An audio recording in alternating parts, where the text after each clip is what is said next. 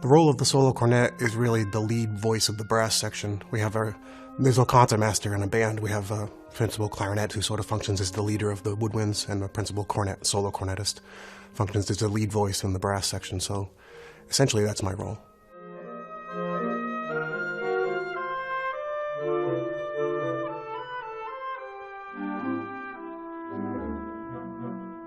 A cornet is similar to a trumpet, but it's slightly different in design. A trumpet is cylindrical throughout the piping and it flares at the bell. A cornet is conical in design versus cylindrical, and it gets gradually larger and larger as it goes through the instrument. It gives it a little more mellow sound. It blends better with the woodwinds.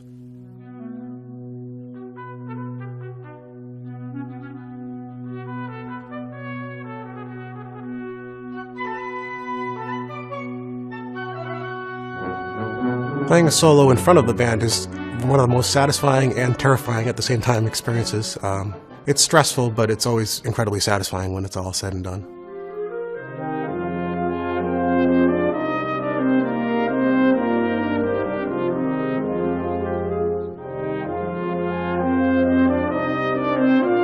In the whole suite, my favorite solo is in the second movement. It's something I'll warm up on some days just because it's the kind of tune that'll get in your head and you'll just be humming it all day long. It's very beautiful.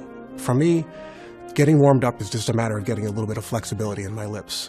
So the things I'll do right off the bat are sort of start in the middle register of the horn and maybe do some slurs or some, just to get some vibration happening in the instrument.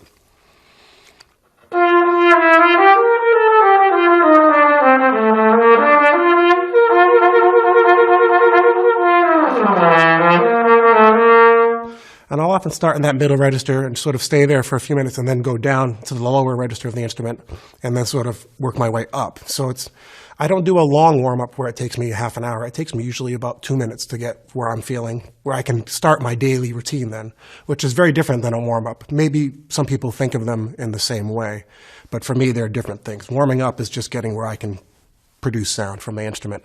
Now my routine would be the next thing I would talk about. There's certain building blocks that you want to work on: sound, articulation, flexibility, agility on the horn. So each day, after I get a little bit warmed up, I'll do some articulation studies usually.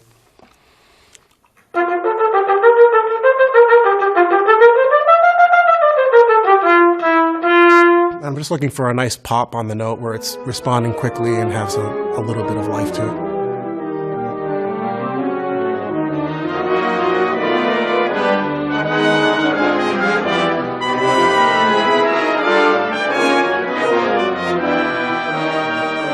Improving my high register, one of the big things that I do, and I'm not exactly sure why it works. I've talked to other teachers and professionals about it, and they all kind of agree that the better my low register is, the easier my high register is. And I think it's something about just the ease of how I'm getting up into the upper register. So each day I do touch the low register a good bit before I start getting up high. And I'll even work into the pedal register, which is below the actual instrument.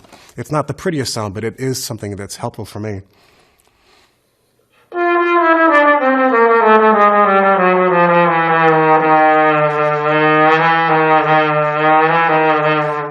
Again, not the prettiest sound. I would never do it in performance. But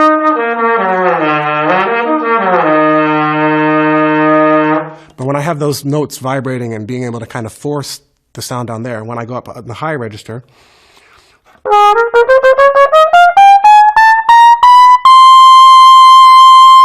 it feels good and easy. And I'm sort of trying to keep that same airflow that I was using in the low and just apply it to the high.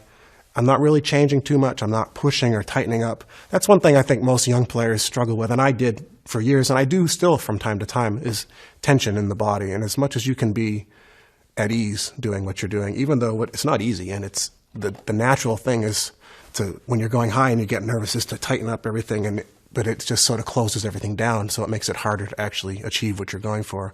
So as much as you can stay kind of loose and down, I think about having my shoulders relaxed and my body sort of settled.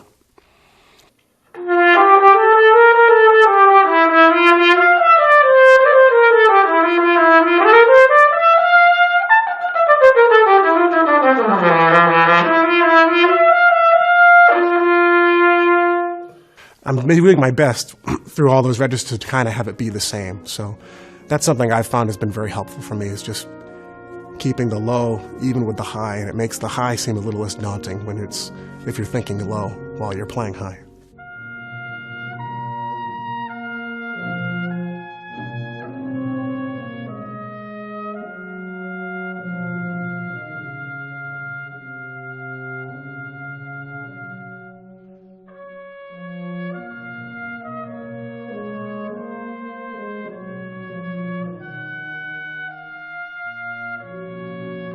One of the things I found working with students is that a lot of them, even in collegiate settings at good schools, have an underdeveloped sound.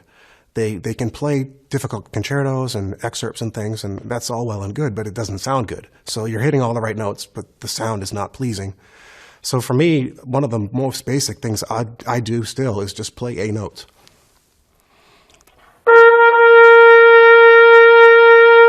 And I'll manipulate the note in different ways to try and get it to be the most beautiful note, at least how I hear beautiful note.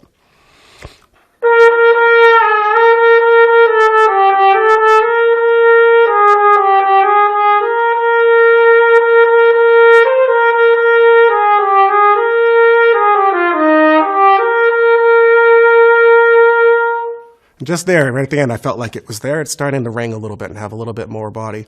It's a matter of finding that sort of sweet spot in the sound, because you can play the same note with the same fingering and have it sound wildly different. So there's a pretty big target for each note to where you hit it. So the better you can get at centering that target right off the bat, the more success you're going to have in creating just a pleasing sound.